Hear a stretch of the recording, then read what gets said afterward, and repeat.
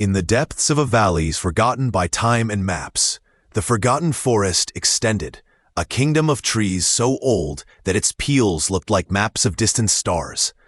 Sunlight, shy and reverent, penetrated the dense canopy in gold beams, painting the floor covered with moss with ephemeral patterns of light and shadow. The villagers of the few and distant huts that dotted the forest border spoke of it in whispers, telling stories of lost spirits and beasts, a place where nature itself wondered its oldest secrets. It was a sanctuary of silence, where the only sound was the murmur of the wind passing through the leaves, a constant and melancholy melody. For most, it was a place of fear, a limit that should not be crossed, a border between the known world and an unsolved mystery. Its tall and imposing trees were like sentinels of a past time, observing the world of men with wise and eternal indifference, keeping stories that no human language could tell, secrets buried under deep and secular roots. The forest was not evil, only old, and its energy was so dense and palpable that it intimidated those who lived their hasty and noisy lives, unable to understand their deep and unchanging peace. In this threshold between two worlds, a girl named Alara, a child whose poverty was as evident as the patches in her faded dress. Her hair, the color of the wild wheat, fell tangled over the shoulders, and her bare feet knew every stone and root of the path that led to the forest. Alara was a lonely soul, not by choice, but by circumstance. The other children in the village, with their colorful clothes and shrill laughs, saw it like a creature of the forest, such as the squirrels and the birds she seemed to talk to. His house was a small wooden cabin, where the wind whistled over the cracks and the food was often scarce. But his spirit was not poor. She found richness in the brightness of the dew on a spiderweb, on the flight of a blue butterfly, in the velvety texture of the moss that covered the stones of the stream. His loneliness was his company, and the forest, his refuge, the only place where he did not feel judged or invisible, a place that welcomed her without questions. It was a wild flower, growing on the sidelines of the caution of society, having a beauty and resilience that no one was bothering to notice. Every day, as the sun was born, painting the sky with shades of pink and orange, she was venturing into the forest. It was not an escape, but a return home. For her, the dense grove was not a maze of dangers, but a protective hug. She knew the secret paths that served among the giant trunks, the hidden clearing where wildflowers grew in abundance, and the banks of the streams where water was going to be clear and cold. She sat for hours under the shadow of an old oak, which she called her grandfather, and told her dreams and sadness. His friends were not made of flesh and bone, but of leaves and shell, feathers and hair. She had learned the language of silence, to understand the rustle of the leaves as a warning, the singing of a bird as a celebration, the creek's murmur as a pack of packing. The forest was its confidant, its teacher and family, an entire universe contained within its green and dark limits, where each creature, large or small, had its place and its purpose. Its presence was as natural there as that of the rain itself or the sun. The legends that the villagers told around their bonfires were woven with threads of fear and superstition. They spoke of a dark guardian, a beast of fire that wandered through the depths of the woods, and souls of lost travelers who cried on full moon nights. These stories served to keep the children away and the cautious adults, creating an invisible but powerful barrier between the village and the forest. But Alara, in her innocence, never felt this threatening presence. Where the others saw malevolent shadows, she saw only the light gain between the leaves. Where they heard ghostly laments, she heard the night song of the crickets and owls. Her purity of heart was a shield that protected her from fear, allowing her to see the truth of the forest, a place of life, not death, a sanctuary, not a prison. The magic she felt was not the black magic of legends, but the magic of her own existence, the life force that pulsed into each sheet, in every drop of dew, in every silent breath of the creatures that lived there. Alara's perception was a rare gift, a thin tune with the rhythm of the natural world. She did not see the world in terms of utility or danger, such as the village adults, but in terms of beauty and wonder. A simple lichen-covered stone was for her a miniature landscape, a whole world to be explored. The tinnitus of a bee was not a nuisance, but a message about the flowers that were blooming. She could feel the rain approach by the smell of the moist earth and the behavior of the birds, long before the first dark cloud appeared on the horizon. This deep connection made her feel part of something much larger than her small and lonely existence. In the forest, she was not poor Alara, the forgotten girl. She was a thread in the vast tapestry of life, interconnected with everything around her. His soul resonated with the silent song of the forest, a melody that only pure, open hearts could hear, a harmony that filled the emptiness of their loneliness and gave him a sense of belonging that the world of men could never offer him. On an end of autumn, the air in the forest became strangely heavy and immovable. The sky, which was a clear blue in the morning, was covered with a gray, oppressive veil, and unusual silence fell over the woods. The birds were silent, and even the wind seemed to have arrested their breath. Alara, who was collecting mushrooms near the waterfront, felt a restlessness in her spirit. It was a feeling that he had never experienced in that place, a kind of sadness that seemed to emanate from the earth itself. It was not fear, but a deep melancholy, as if the forest itself was suffering. The light that filtered into the trees acquired a pale and sickly tone, and the shadows looked longer and darker than usual. Something was wrong, an imbalance in the harmony she loved so much. Her intuition, always so reliable, told her that the source of that anguish was more inside, in a part of the forest she rarely visited. His small heart beat with a mixture of apprehension and a strange sense of duty. Pulled by this invisible force, this stream of sadness that pulled her like a tide, Alara left her mushroom basket behind and began to walk into the forest. She moved with a determination that was not hers, guided by an instinct that transcended logic. The trees seemed to make their way to her, their branches to move smoothly away to allow the passage. With each step, the feeling of anguish became stronger, clearer, a silent lament that echoed in his soul. It was not an audible sound, but a vibration, a pain that earth seemed to be exhaling. She had never ventured so far, but was not afraid of getting lost. It was as if an invisible thread linked it to the source of that suffering, a wire fabric with his compassion and his deep connection to that sacred place. She walked between giant fetuses and over streams she had never seen, her little body moving with the grace of a hum, her eyes fixed at an invisible point in front of her, responding to a call that only she could hear. Finally, it came to a part of the forest that was visibly different. The trees here were older and twisted, their trunks covered by a thick layer of dark moss, and the air was cold and humid. It was a place that the sun rarely touched, a perpetual twilight pocket. Even the birds and small animals seemed to avoid this dark clearing, as if it were an old hurt place. In the center of this desolate area, there was a large ditch, a scar on earth, probably opened by an old storm that toppled a giant tree. Its walls were steep and muddy, covered with exposed roots and loose stones. The feeling of despair was almost overwhelming here, concentrated around that wound open to the forest floor. Alara stopped on the edge, her heart beating her chest uncontrollably. The silent lament was now a deafening cry in her spirit, and she knew, with a chilling certainty, that her search had come to an end. Whatever was causing the pain of the forest was there in that dark ditch. With her heart in her mouth, she knelt carefully on the edge of the ditch, pushing the humid fetuses that obscured her vision. The smell of mud and fear went up to her, a little and primitive odor. And then she saw him. At the bottom of the ditch, half submerged in the dark, cold mud, was a bull. But it was not any bull. It was a magnificent creature, larger than any animal she had ever seen, with black hair like night and long, curved horns that looked like polished silver. His big, dark eyes were full of a mixture of panic, exhaustion, and a deep and ancient sadness.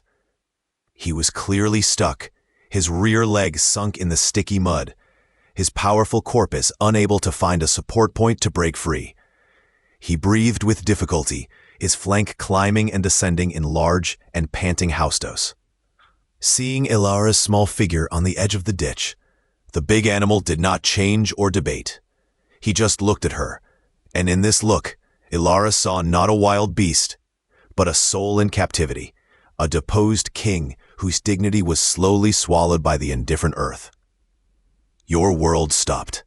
Ilara's heart made a painful jump on her chest. The view of that magnificent creature, so powerless and desperate, filled it with overwhelming compassion. The lament he felt in the forest now had a face, a pair of deep eyes that seemed to contain all the sadness of the world. There was no fear of it, just an urgent and primary need to help. The dark and thick mud was clinging to the bull's hair like a shroud, stealing his heat and strength. He must have been there for hours, maybe days, fighting the cold embrace of the earth. Each exhausted movement only bathed him deeper. His breath was a hoarse and heavy sound that broke the oppressive silence of the clearing. Ilara could feel her exhaustion, her imminent surrender.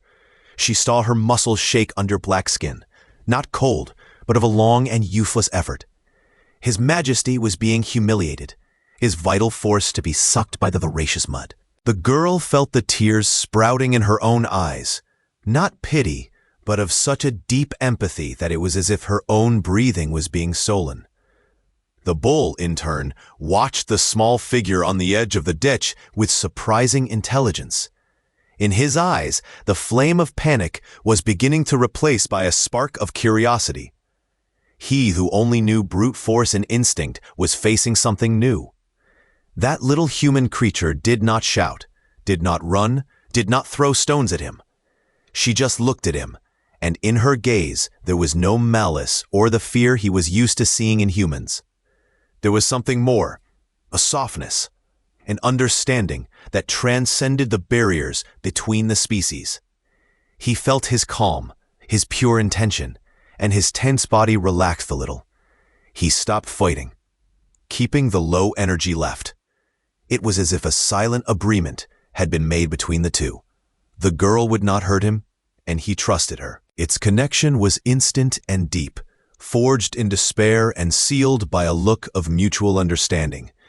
At that moment, they were not a girl and a beast, but two lonely souls who were in an impossible situation. Ilara descended a little by the slippery slope, clinging to the exhibited roots not to fall. Her mind, usually so calm and dreamy, worked feverishly. How could she, so small and weak, help such a huge creature? It was an impossible task, a challenge that would make any adult shrug and give up. But the word impossible did not exist in the vocabulary of her heart. She looked around her, desperately looking for something, anything she could help. A strong branch, a long vine, everything seemed insignificant compared to the weight and strength of the bull. The enormity of the task was overwhelming, but the vision of suffering in the animal's eyes was a sting that impelled her to act. Its determination was a small but fierce fire burning against the cold wind of reality. She didn't know how, but she knew she had to try. Giving up was not an option. Letting that magnificent creature die slowly in the mud was unthinkable. The girl started talking to the bull, her soft, soothing voice cutting the heavy air. "Don't worry," she whispered, the words going out in a breath. "I'm going to help you. You're not alone." His voice was not loud, but he carried a weight of sincerity that seemed to reach the animal. He turned his massive head toward her, his ears contracting to capture the sound. He did not understand the words, of course, but he understood the tone, the vibration of compassion in her voice. It was a sound that calmed the storm of panic on his chest. Ilara continued to speak, telling her about her grandfather tree, about the blue butterflies, and the song of the stream. She shared her world with him, weaving a cocoon of calm and hope around her imprisoned figure. His voice was an anchor in the sea of despair of the bull, a small light in his darkness. And as he spoke, the forest seemed to heed her. The wind stopped completely, and the leaves became immovable, as if all nature were holding their breath, observing the unfolding of this unlikely scene. The connection between them deepened with each passing moment.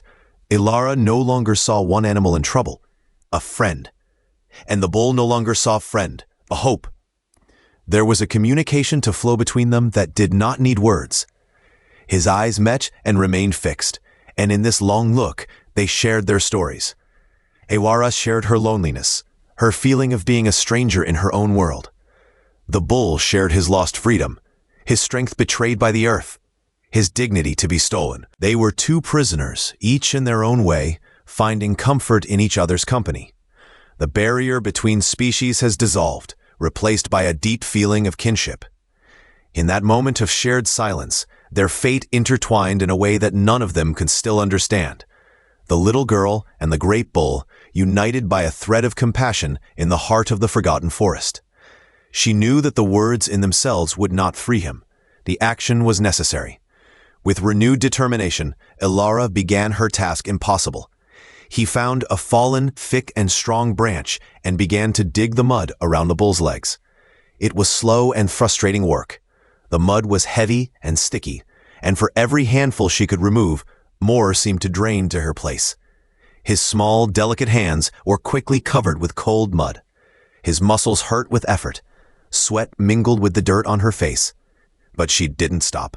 The bull watched her with a stoic patience, as if he understood what she was trying to do. He remained motionless, retaining his energy, trusting in his Herculean effort. With every piece of mud she was driving away, it was as if she was relieving not only the bull's physical burden, but also the emotional burden that weighed on the forest. The hours passed, and the daylight began to fade. The gray sky darkened to a tone of slate, and the shadows in the forest deepened, merging each other. The cold began to settle, a moist cold that penetrated to the bones. She was shaking, not only cold, but also of exhaustion. His arms looked lead, and each movement required an effort of monumental will. She was losing the battle. The mud was a relentless enemy, and its strength was running out. Despair began to infiltrate his heart, a cold, creeping doubt. Maybe it was really impossible. Maybe she was just a foolish girl fighting a mountain. He looked at the bull, whose eyes now reflected the weak light of the twilight. In them, she saw her own mirrored exhaustion, her own hope to falter. The lament of the earth seemed to intensify, a silent cry for its inevitable defeat. It was then that she remembered the stream. Not far away, one of the many streams of the forest ran, its clear and constant water. An idea, a spark of inspiration born of despair, was lit in his mind. The water. The water could be your ally. It could soften the mud, make it more fluid, perhaps even dry it. It was a remote hypothesis, a fragile plan. But it was the only one left. Regaining his last reserves of strength, Elara got up. He looked at the bull one last time, and in his gaze made a silent promise.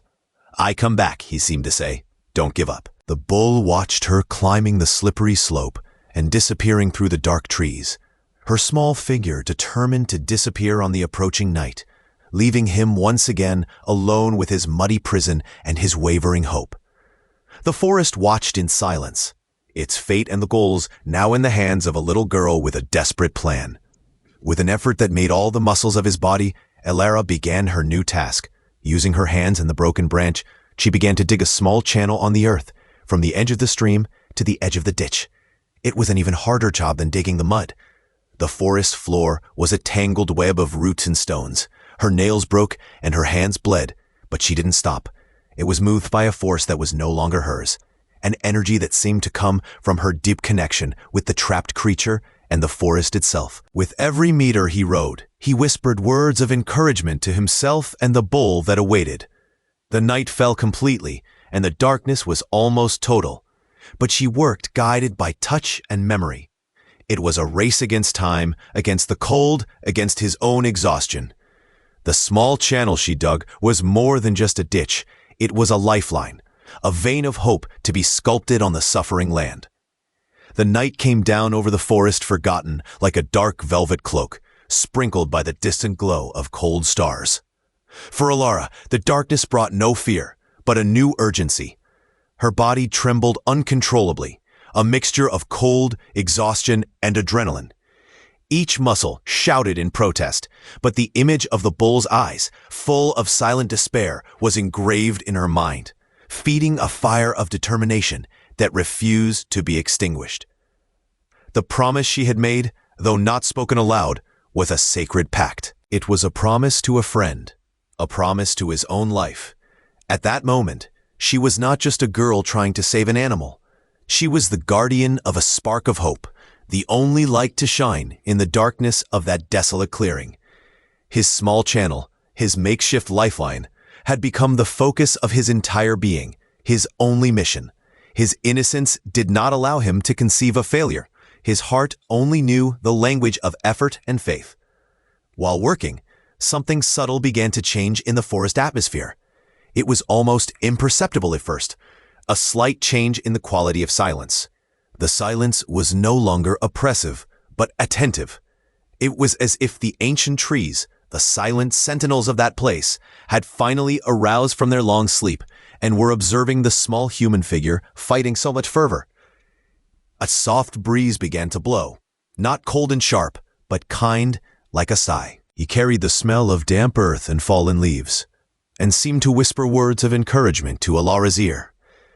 The leaves on the floor seemed to move on their own, moving away from their way to facilitate their work. An owl, hired on a high branch, watched her with her great golden eyes, not like a predatory, but as a silent witness. The forest, which once seemed indifferent, was now becoming aware. The purity of Alara's act, his disinterested compassion, was a force that nature itself could not ignore. The bull, left alone in the dark ditch, also felt this change. The cold still plagued him, and the mud still held him, but the feeling of absolute despair had begun to decrease. He could feel the girl's persistent presence, even if she couldn't see her. It was an energy, a vibration in the air, a promise of return, and he also felt the forest awakening around him. The air seemed to vibrate with a new and subtle energy. He lifted his massive head and looked into the darkness in the direction he had disappeared. His hope, which had almost been extinct, was rekindled by that inexplicable feeling that he was not alone. Something bigger was happening, something he in his animal wisdom could not understand, but could feel. He waited, his great immobile form in the darkness, no longer a prisoner waiting for the end, but a king waiting for his ally. His confidence in the little girl was absolute, an instinctive faith that transcended logic and experience. Finally, with a last effort that made her panting and dizzy, Alara completed the channel. It was a rough and irregular ditch, but it turned on the stream by the depression where the bull was stuck. With her heart beating unzipped, she removed the last barrier of earth and stones that separated the stream channel. The clear and cold water hesitated for a moment, as if making a decision, and then began to flow to the new path that was created. At first, it was just a wire of water, but it quickly gained strength, following the slope of the terrain that had so hard sculpted. The girl observed, with her breath suspended, while the improvised stream serpented through the darkness, a silver snake to slide toward her mission. It was a time of truth. Her desperate plan was now moving, surrendered to the forces of nature that she expected to have convinced her allies. She followed the stream of water, her bare feet stumbling into roots and stones, her soul divided between hope and fear. When the water reached the ditch, the effect was immediate. The thick, sticky mud, who had resisted all his efforts, began to soften and dissolve under the constant flow of the current. The cold water involved the bull, but it was not the deadly embrace of the mud. It was a living and purifying touch. The animal felt the change, the mud losing its power over it. He moved one of his rear legs, and for the first time in many hours she gave in, sliding a little to the side instead of sinking more. A wave of energy traveled his exhausted body. Hope has become palpable. Alara, watching from the edge, wept with relief and joy.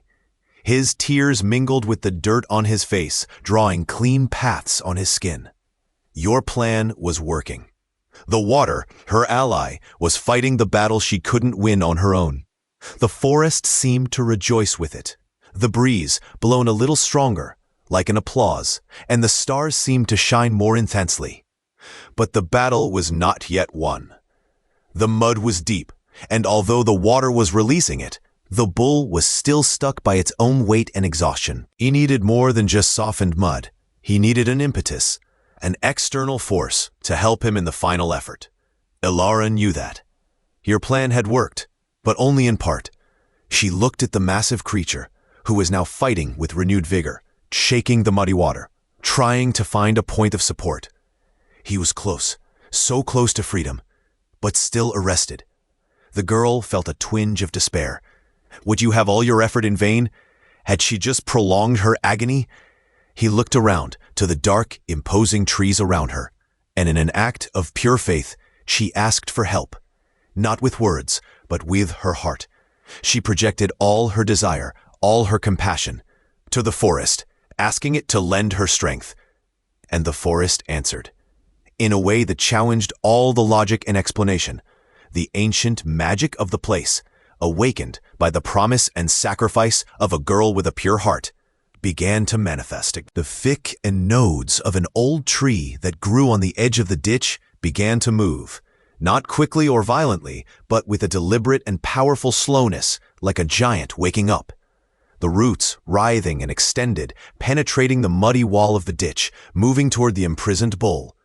Ilara observed, her eyes wide with astonishment and admiration, her dropped chin. It was not an illusion.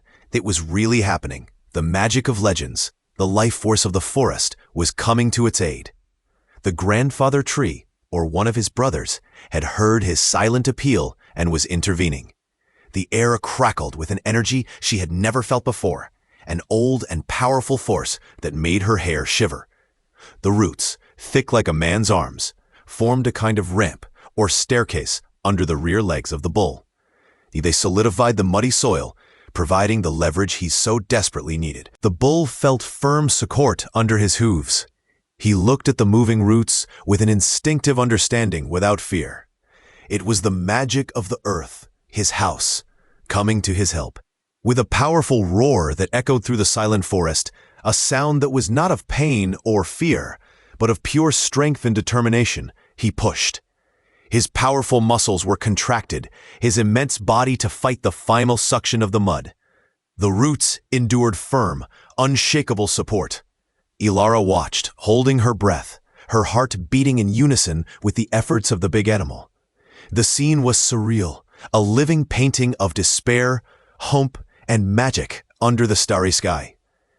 With one last and titanic effort, the bull broke free. He stumbled out of the ditch, his body covered with mud and shaking with exhaustion, but free.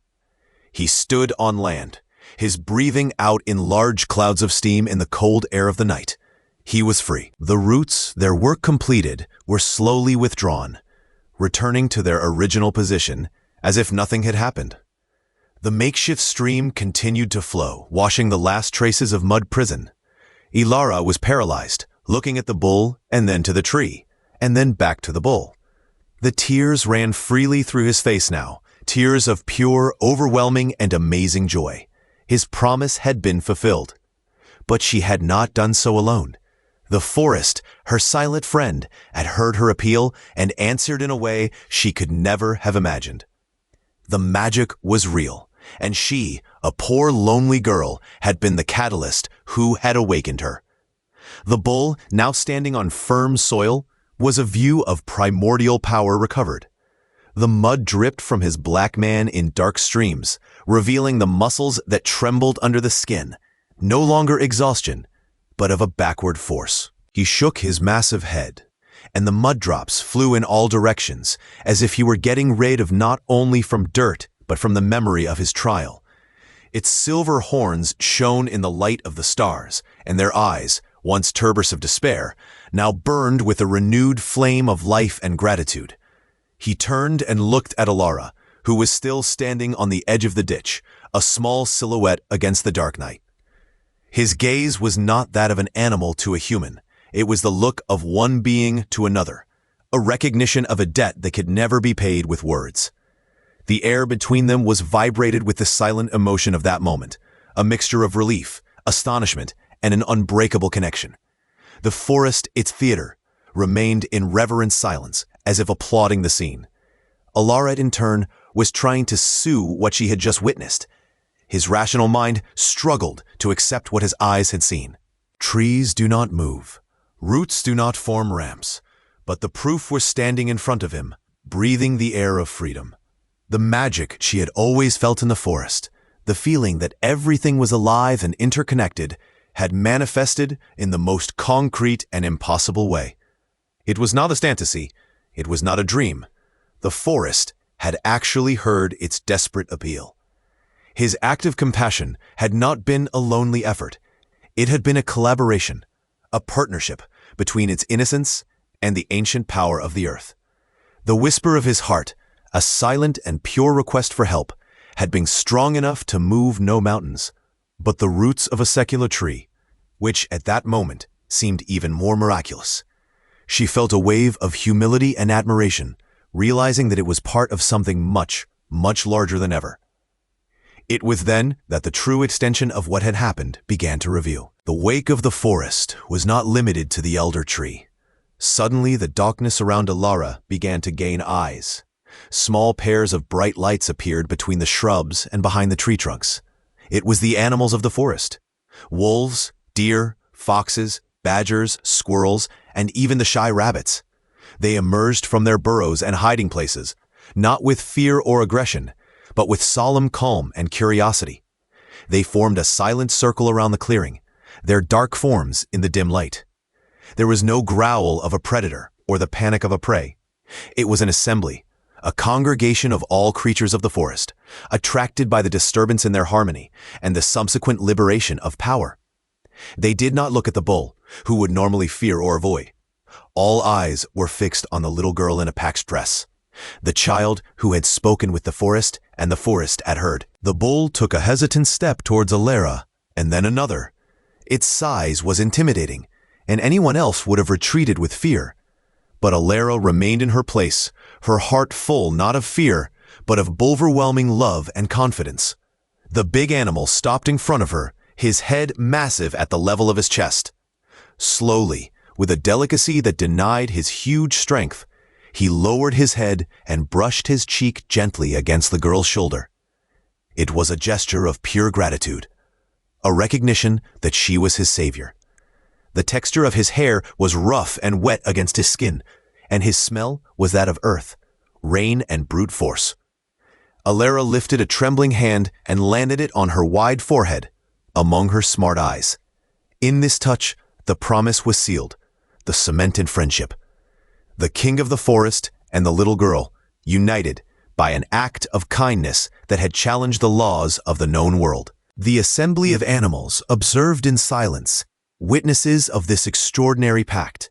An imposing sudden deed took a step forward and lowered his head in a gesture of respect.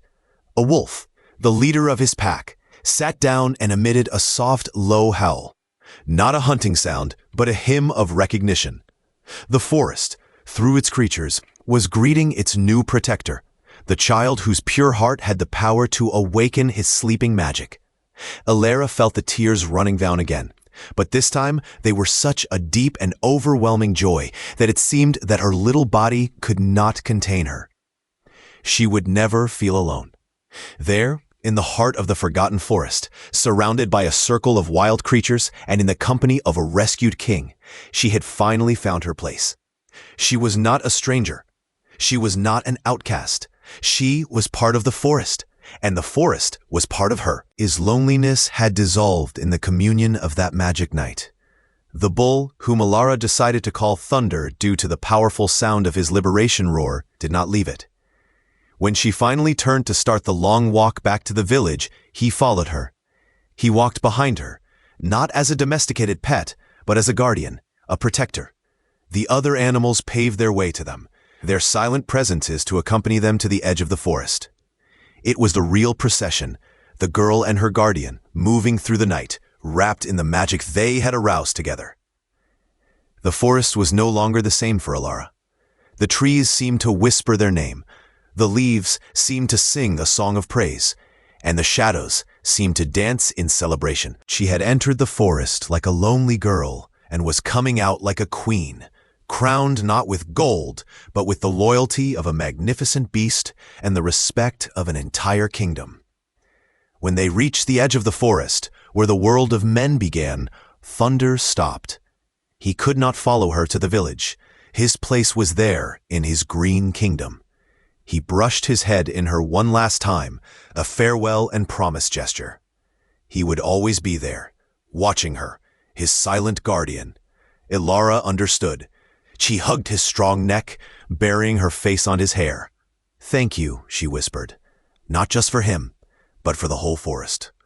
When he finally walked away and looked back, he saw the imposing silhouette of Thunder observing it, with the eyes of the whole forest watching with him. She knew that her life had changed forever. The secret that now shared with the forest was a precious treasure, a power she would use not for personal gain, but to protect the place that had become her true home. The news of what had happened spread, not by words, but by signs. The villagers noticed a change. The poor and lonely girl didn't seem so alone. There was a new confidence in her step, a new light in her eyes. And sometimes, when they looked at the border of the forest, they saw the silhouette of a magnificent black bull standing like a sentinel, watching the small cabin where the girl lived. They did not understand, and their old superstitions became a new form of respect and admiration. They began to call her the Forest Girl, not with disdain, but with a feeling of reverence. They did not know about the magic, the roots that moved, or the animal assembly. But they felt the change in the energy of the forest. It no longer looked like a place of fear, but a place of power and mystery, protected by an unlikely alliance between a child and a king. The whisper of compassion of Alara, a sound so soft that could barely be heard, proved to be more powerful than brute force or cold logic. It had been strong enough to reach the heart of a desperate beast, to awaken the soul of a sleeping forest, and to move the foundations of the earth itself. It has shown that true strength does not reside in size or power, but the ability to feel, to care, to extend your hand to another being in need. That extraordinary night, a poor lonely girl not only saved a bull. She remembered the forest, forgotten her own magic, and in doing so, found her own power, not as a ruler, but as an integral part of the song of life, a crucial note in the silent melody of the world. Her promise not only released the bull, but he released her from her loneliness arrest. The next morning was born with clarity and a glow that the village had not seen for a long time. The gray veil that had hovered over the valley seemed to have risen, revealing a sky of a deep, vibrant blue. The sun's very light seemed warmer, greener, as if the joy of the forest had spilled over the landscape. Delara woke up in her simple bed, not with the usual sensation of tiredness and resignation, but with an energy throbbing in her veins. The pains and scratches of the previous night were real, physical evidence of their trial, but they seemed distant, overshadowed by the overwhelming memory of the miracle that had witnessed. She had not dreamed. He looked through the small window and saw the edge of the forest, and knew, with a certainty that warmed his soul, that Thunder was there to watch. The strength she felt was not just physical. It was a force that sprouted from his heart, a resilience forged in the fire of compassion and seasoned by magic. She was no longer the same girl. The experience had transformed her, had aged wisdom, while reinforcing her childhood purity. When he left his cabin, the world seemed different. The colors were more vivid, the clearer sounds. She could feel the throb of life around her with a renewed intensity. The villages that saw her stopped to look. There was an aura around her, a calm and confidence that were new. The girl who once walked with her head down, avoiding the eyes of others, now walked upright, her light eyes finding theirs without hesitation. There was no arrogance in this change, just a serene self-confidence. The force that had saved Thunder had not abandoned her at dawn. It had become part of it, a silent reserve that radiated from it like the heat of a fire. It was living proof that the smaller acts, when they are born of a pure heart, can have the deepest and most lasting consequences. The news of the guardian bull spread through the village as wildfire. Hunters who ventured near the forest returned with stories of a black and imposing beast that watched them from afar, not a threat but with unquestionable authority. No one dared to enter the forest with bad intentions.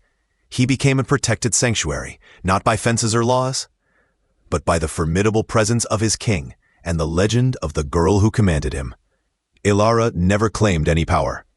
When they asked her about the bull, she simply smiled, an enigmatic smile that kept the secret of the magic night. His strength was not in commanding, but in understanding. She didn't need to give orders to Thunder. His connection was deeper, based on mutual respect and gratitude.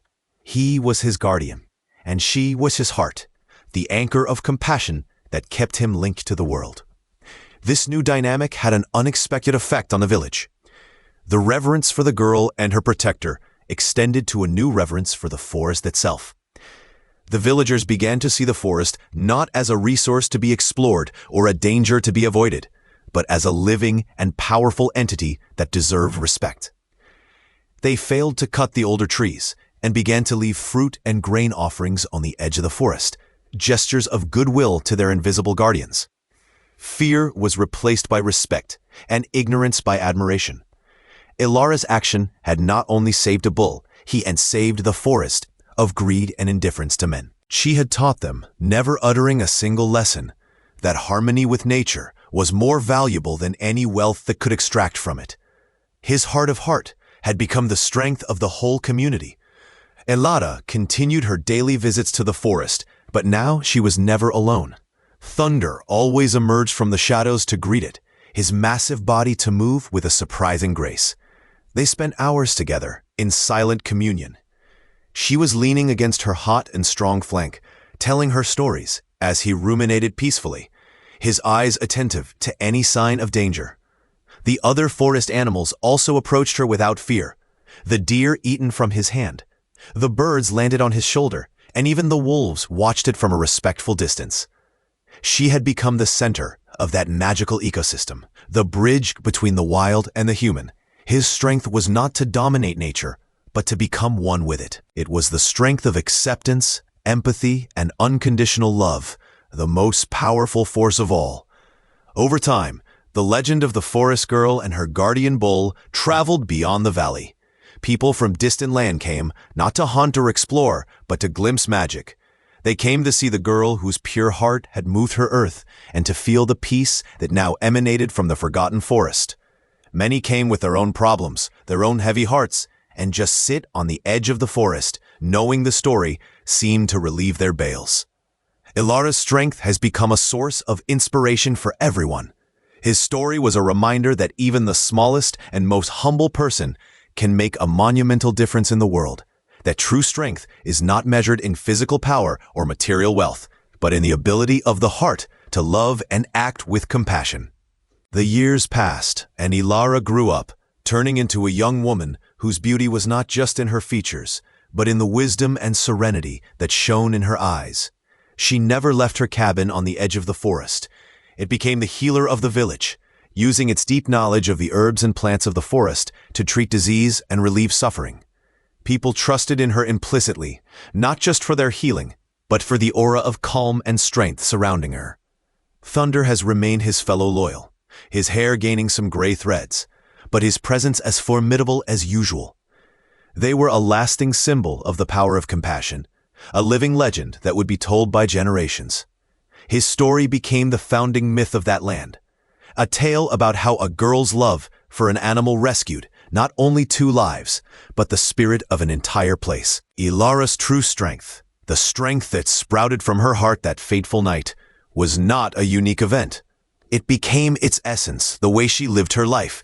Every act of kindness, every word of comfort, every healing sheet she harvested was a continuation of that first act of compassion in the muddy ditch. She proved that the strength of a pure heart is like a seed. Once planted, it can grow until it becomes a powerful tree capable of sheltering and protecting many. And his tree, born of his love for a trapped bull, had grown to house an entire village, to protect an entire forest, and to inspire all who heard his story. His strength was not made of power and constant dedication to goodness. Never repeatedly down 3 days mis fastarea babai, askalisam bicharmen mavakkenti, arrelagaterut halliot dior, fun I halliot di alleila setto da kel poseo bararium bektelota. It is about the power that resides within each of us to make a difference, regardless of how small or insignificant we can feel. The force that sprung from Ilara's heart was the strength of love in action, a force that can in fact move mountains, cure wounds, and arouse sleeping magic in the world. It is a reminder that the real heroes are not those with the sharper swords or the strongest armies, but those with the most open hearts, whose compassion is as unlimited as the forest itself. Over the seasons, the forgotten forest flourished under the silent protection of Thunder and the kind influence of Alara. The forest, once feared, became the pulsating heart of the valley. Its health was reflected in the abundance of wildlife, the clarity of its streams, and the richness of its vegetation. The stealing hunters and the greedy lifters did not dare to desecrate their limits, for the legend of the guardian bull was a more effective dissuader than any law or surroundings. Thunder, with his majestic presence, was the embodiment of the indomitable force of nature, a constant reminder that this was a sacred place. He was not a jailer, but a sovereign, governing not for fear, but for the respect that his mere existence imposed.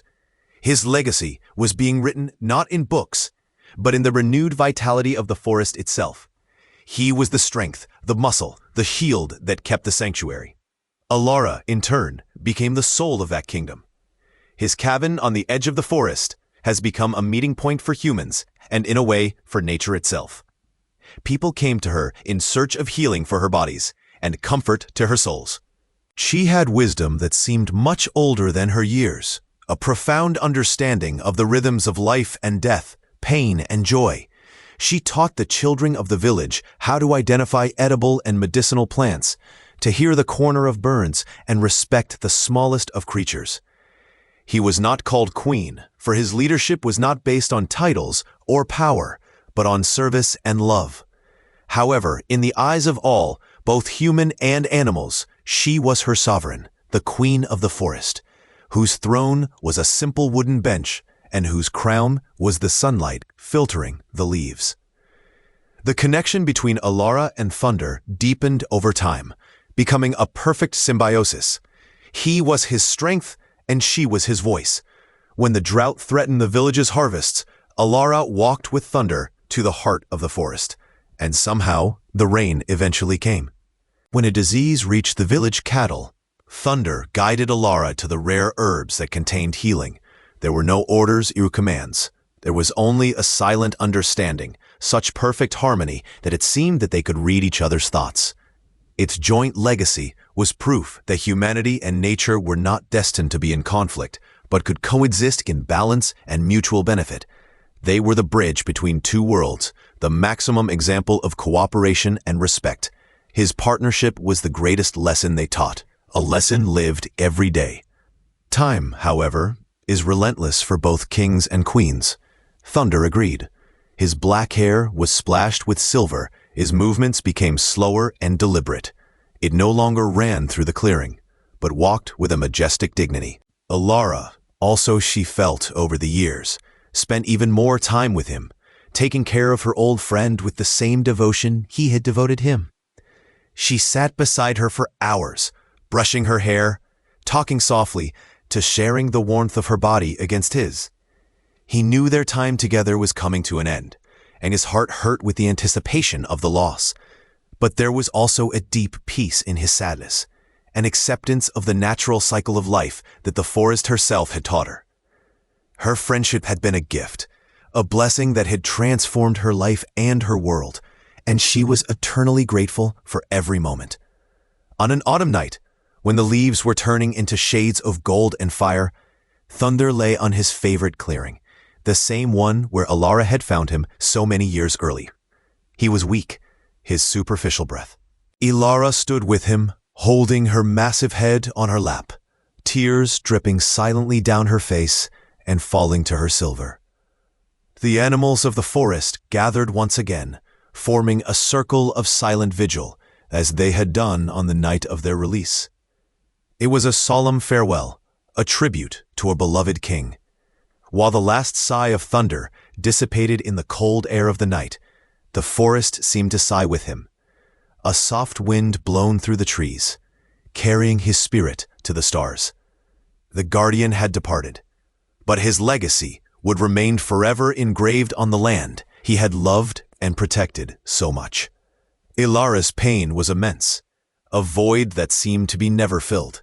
In the following days she was lost, her loneliness to return for the first time in many years. But the forest did not abandon it. The morning after the death of Thunder, when Ilara went to the place where he rested, she found something miraculous. From where his heart had last beaten, a small tree had sprouted. It was not a species she knew. Their leaves had a silver shine, like the thunder horns, and their peel was dark like their hair. She knew instantly that it was a gift, a sign that her friend's spirit was still alive, reborn in the form of a tree that would one day be as strong and protective as it was out. The forest had welcomed its guardian back to its bosom, transforming its essence into a new form of life. Ilara dedicated the rest of her life to take care of that tree. He watered her, protected her, and spoke to her as he had spoken with Thunder. The tree grew strong and high, becoming the new center of the forest.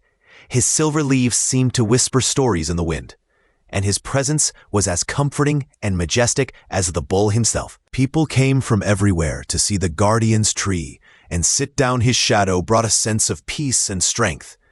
Ilara, now an elder of white hair and eyes full of wisdom, told the story to all the children, the story of a magnificent bull, a promise made by a girl, and the magic that is born of compassion.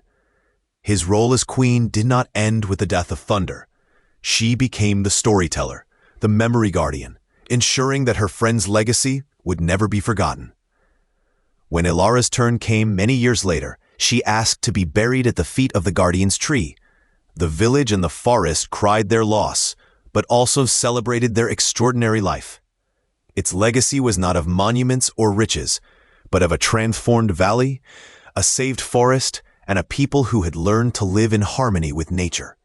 His spirit, like thunder, merged with the forest, becoming part of his eternal song. The tree continued to grow, a monument alive to its love and friendship, a lasting symbol that death is not the end, but a transformation, and that the ties forged in the heart are stronger than time itself. The guardian and queen were together again, their souls intertwined in the roots and branches of his sacred tree. Their legacy lasted over the centuries. The forgotten forest became known as the Guardian Forest, and the story of Ilara and Thunder went from generation to generation, a tale of fairy that was true. He taught that true royalty does not come from blood, but from service, that true strength does not come from muscles, but from compassion, and that the most powerful magic in the world is the ability to love disinterestedly. The poor girl who found a bull in a ditch became an immortal legend, and the bull she saved became the eternal spirit of that place. Together they left a legacy of hope, a testimony of the extraordinary power that can be found in the most unlikely of friendships and the simplest of hearts. In a world that so often forgets magic, the deepest secrets reside in the most ignored nooks. The forgotten forest, a place of legends and silence, kept one of these secrets, waiting for a soul pure enough to unravel it. No one imagined that this soul would belong to a poor and lonely girl whose only friends were the wind and the leaves. But when her way took her to a muddy ditch, where the largest bull in the region was stuck, her reaction was not afraid. It was such a powerful act of compassion that it aroused the forest itself from its long sleep. What she did next not only challenged logic, but rewrote the laws of nature, proving that true strength does not come from the muscles, but from a heart that refuses to give up. Get ready to find out what happened when innocence found despair and shocked a worried that had already forgotten how to believe.